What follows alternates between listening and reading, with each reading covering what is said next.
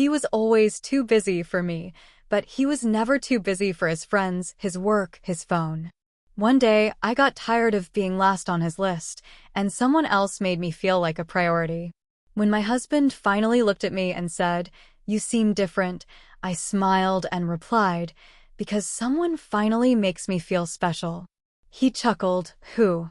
I met his eyes and whispered, "Someone who actually sees me." His face went white, and that's when he realized he had taken me for granted for too long. I never thought I'd be the one writing a story like this, but here I am. I need to share what happened, and maybe, just maybe, someone out there will understand. My name's Sarah. I'm 38, living in Chicago with my husband, Mike. We've been married for 15 years. Met in college, fell in love, the whole fairy tale. Or so I thought. Mike's always been ambitious. After college, he landed a job at a big tech firm downtown. The hours were long, but he was passionate. I admired that about him. I worked as a freelance graphic designer, which gave me flexibility. I took care of the house, managed our social life, and supported his career. In the beginning, things were great. We'd have date nights, weekend getaways, and lazy Sundays in bed.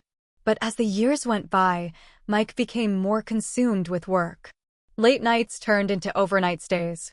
Weekends were spent catching up on projects. Our conversations dwindled to quick chats about groceries and bills.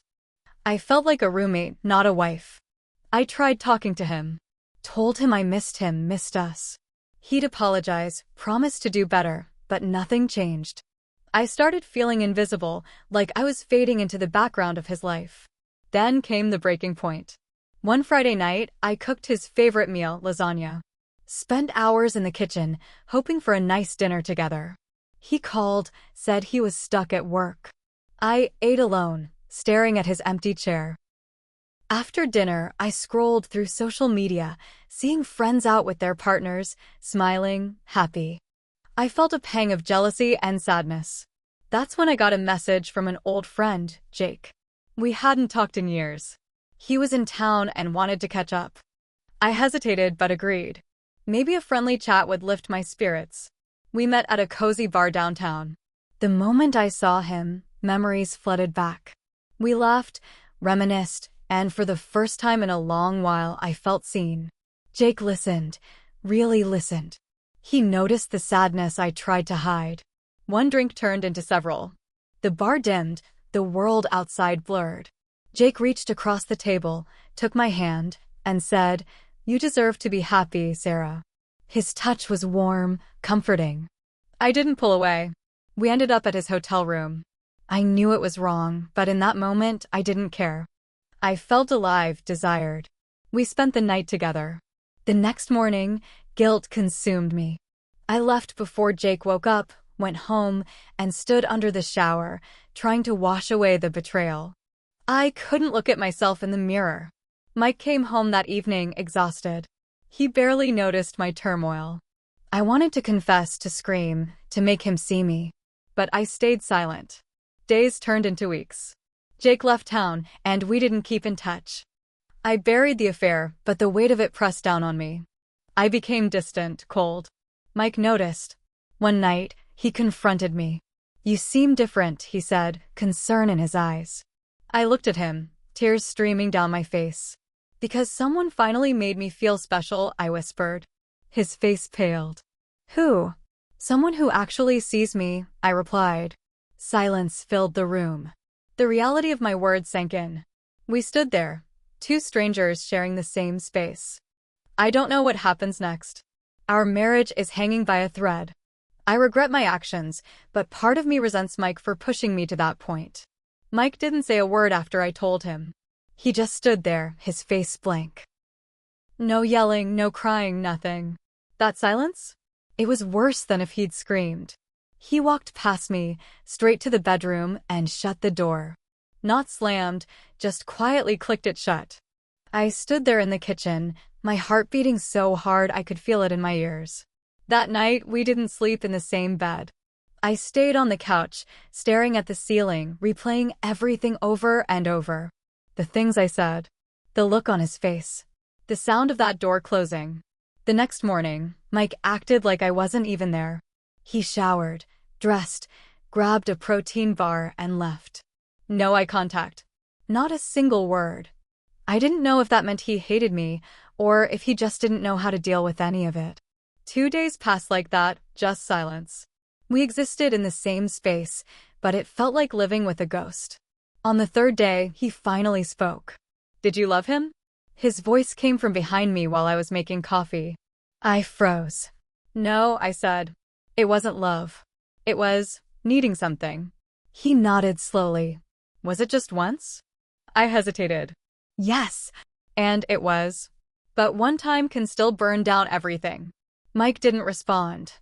He just left again, this time slamming the door. I tried to carry on. Went to work. Put on makeup. Smiled when people said hello. But inside, I was hollow. It wasn't just guilt anymore. It was this growing fear that everything we built was falling apart, and neither of us knew how to stop it. Then something strange happened. One of Mike's coworkers, Lacey, texted me. We'd met at a company Christmas party a few years back, polite small talk, nothing more. Her message said, "Hey, just checking in. Mike's been a little off lately. Is everything okay?" I stared at the message. Was she really just checking in? Or was she fishing? I replied, "We're going through something right now. Appreciate you reaching out." She didn't text back. The next day, Mike came home unusually late. I didn't ask where he'd been. I didn't feel like I had the right to anymore. But around 1 a.m., I woke up to his phone buzzing nonstop. I couldn't help it. I looked. It was Lacey. Her texts were not work-related. "I missed tonight already. You looked amazing. Can't stop thinking about that kiss." My hands went cold. I scrolled up. There were more. From days ago. Maybe even weeks. Photos. Flirty messages. Little inside jokes. Nothing explicit yet. But it was clear. Something was happening between them. Maybe had already happened. I didn't wake him. I couldn't. I went into the bathroom and sat on the floor. My own tears surprised me. Was it betrayal? Was it karma? Was it just heartbreak? I didn't even know anymore. In the morning, I made him coffee. Just like always. I placed it in front of him without a word. He looked up. "Thanks." I sat across from him and finally said, "How long has it been going on with Lacey?" His head jerked slightly, eyes narrowing. "What are you talking about?" I saw the texts. Silence. Then he exhaled, long and slow. It wasn't serious. I laughed bitterly. Funny, that's exactly what I told myself about Jake. He looked away. "So that's it?"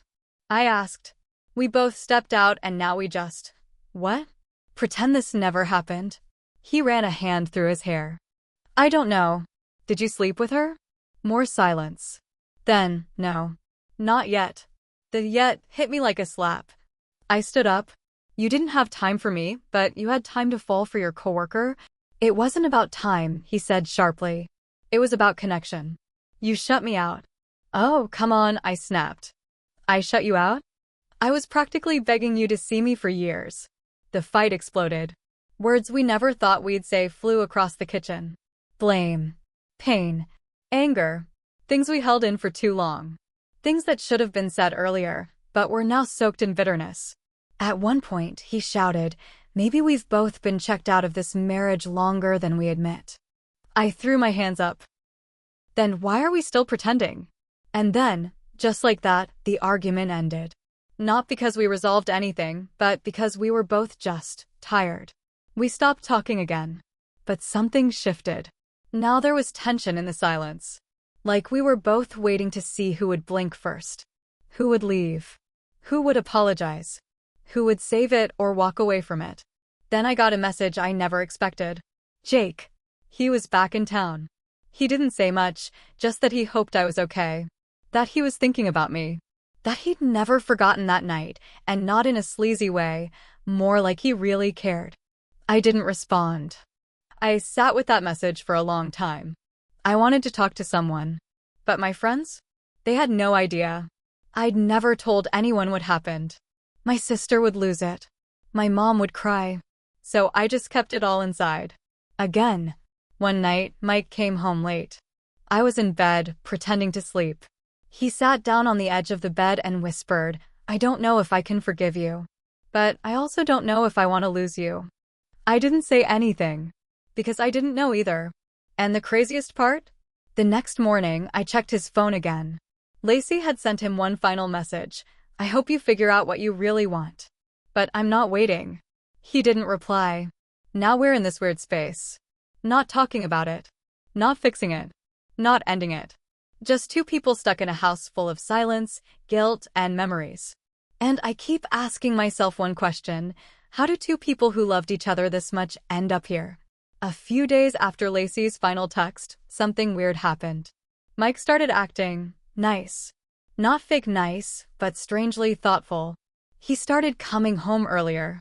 He made dinner one night, which hadn't happened in years. He even asked if I wanted to take a walk around the neighborhood. Just the two of us. We hadn't done that since our second anniversary. Part of me wanted to believe he was trying. Another part felt like I was being set up for something. My guard was up, but I played along. One night, after we watched a movie in almost complete silence, he turned to me and said, "I think we should go to counseling." I blinked. "Really?" He nodded. "If there's even a chance to fix this, I want to try." I should have felt hope. Relief. Something.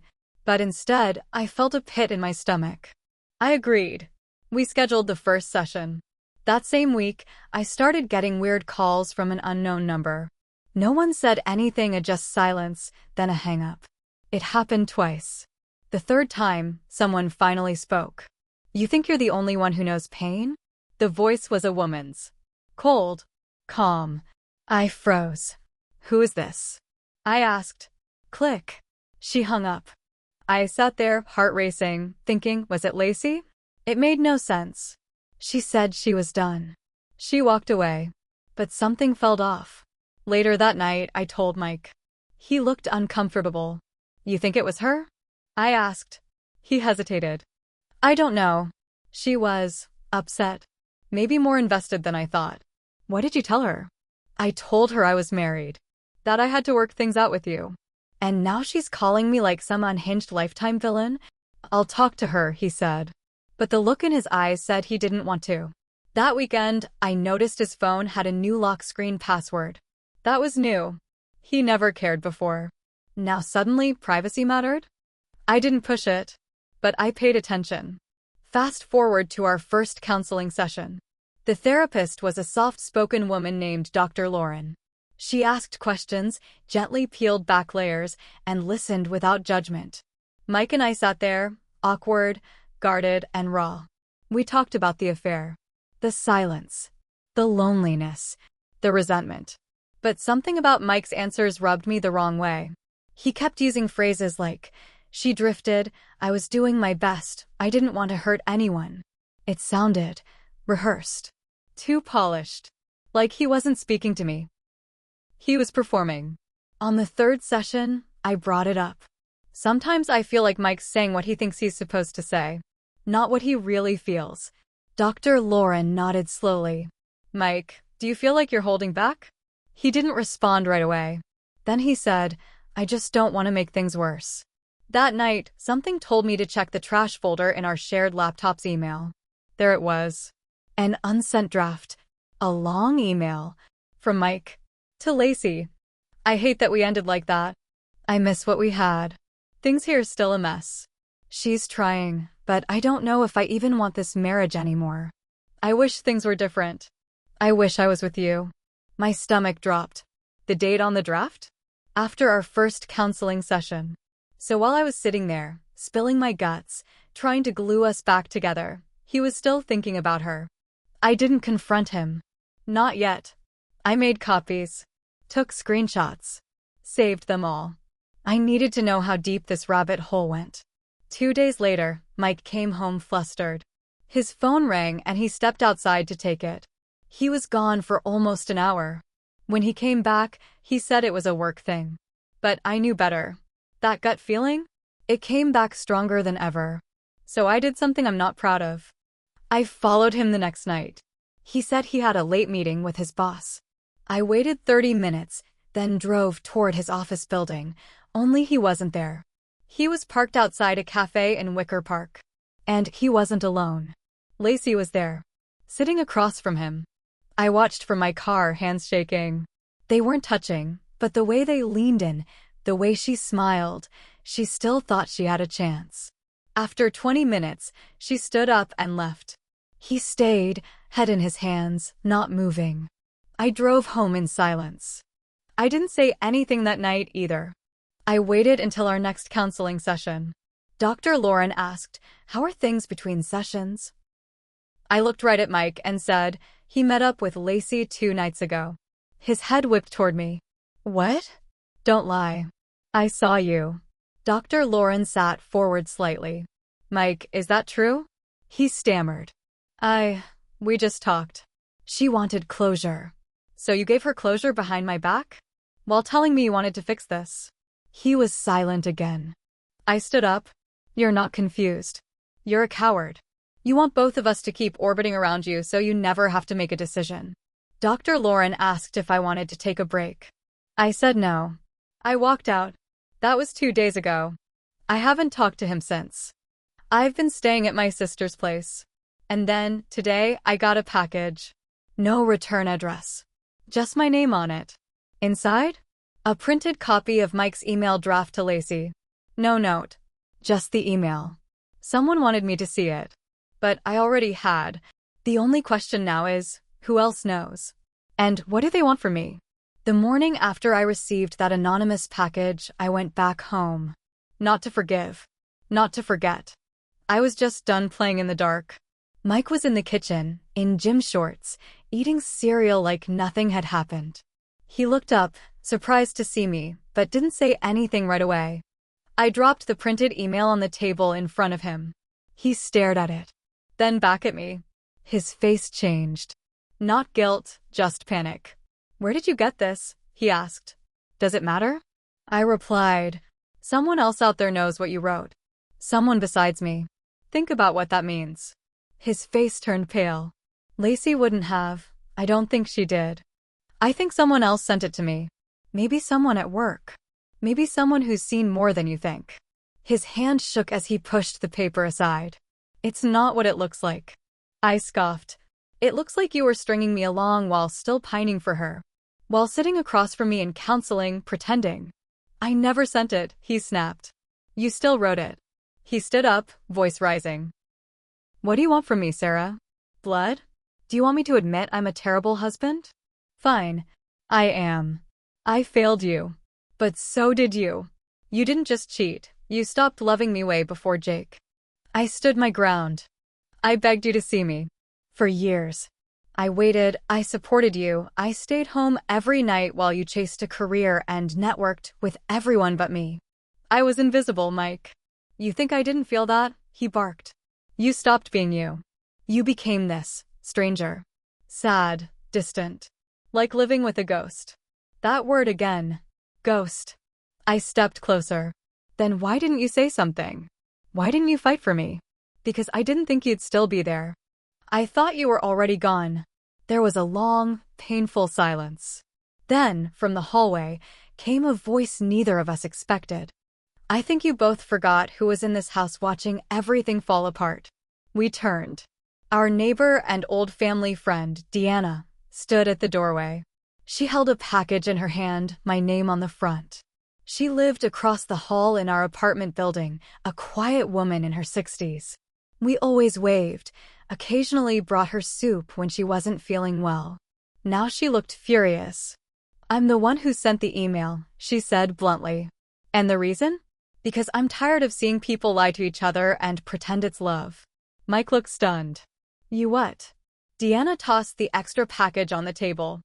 "I've lived next to you too for 10 years. I hear the fights. I hear the silence. I saw Mike sneaking in late, whispering into his phone in the hallway. I saw you, Sarah, crying in your car. Don't you dare tell me I'm meddling. You both dragged this into the open yourselves." She turned and left, just like that. No drama. Just truth. And honestly, that moment hit harder than anything Mike or I had said to each other. He sank into the chair, hands over his face. What the hell are we doing? I sat down too, quietly. I don't know anymore. He looked at me, eyes red. I don't love her. I swear to God, Sarah. It was stupid. I was lonely too. And I was scared that we were done, and I didn't know how to fix it. I didn't love Jake either, I said softly. But he saw me. I needed that. You didn't look at me like that anymore. Mike let out a bitter laugh. So this is how it ends, huh? Both of us clinging to other people who don't matter because we lost each other. Tears filled my eyes, but I didn't let them fall. Maybe we've been lost for a long time. The next day, we took a break from counseling. Mike moved into the guest room. We told a few close friends what was going on, my sister, his best friend. The reactions were mixed. Some were shocked, others admitted they saw the signs. My sister cried and asked why I didn't come to her. Mike's friend told him bluntly, "You took her for granted. I told you she was slipping away." There was no big explosion after that. Just slow, painful distance. Quiet dinners. Separate laundry. We lived like two people who had shared a life once, but didn't know how to get back to it. Then one day I saw him looking at our wedding photo. He didn't say anything. Just stared at it like he was trying to remember who we were back then. I still remember that day, I said quietly. He looked up. You looked so happy. I was. He nodded. So was I. Another pause. I think, he said, we need to decide if we want to fix this or let it go. I nodded. I think we both deserve to be seen again. And to be honest, I'm not sure we can do that for each other anymore. There was no yelling. No anger. Just sadness. We agreed to separate for a while. Mike moved in with a coworker temporarily. I stayed in the apartment. I picked up painting again. I started journaling. I even went to a gallery show alone for the first time in years. Jake texted again. I didn't respond. Lacey tried calling Mike. He didn't pick up. We were both finally standing in the wreckage, seeing it clearly. No more lies. No more blame. Just two broken people who tried, failed, and hurt each other in the process.